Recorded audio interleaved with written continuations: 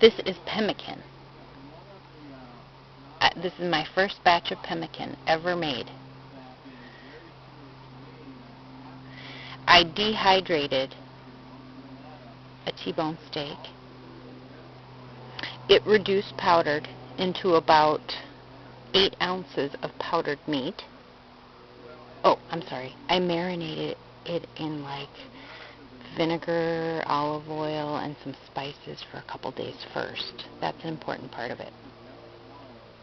Meanwhile, I had in the dehydrator some huckleberries, evergreen huckleberries, the dark purple ones. And I had aronia berries already dried. And I already had some pears, some wild little pears a neighbor gave me, dehydrated. And I had some walnuts. So equal parts meat.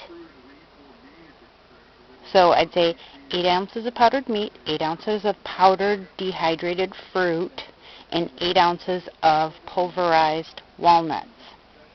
You can still see some chunks. And then it's 8 ounces of rendered beef suet. So in a crock pot, I rendered it, strained it, jarred it, and it was a full 8-ounce jar. So all of that mixed together, and then I lined this glass dish with wax paper, poured it in, and it's already hardened up. Now, I probably didn't need to put that extra dripping on top, but then I wanted to add some Celtic sea salt, just as a finishing touch. So that thin layer of lard on top is probably not necessary. The salt is, I think, for better flavor. So either way, it is going to sit here for a little bit,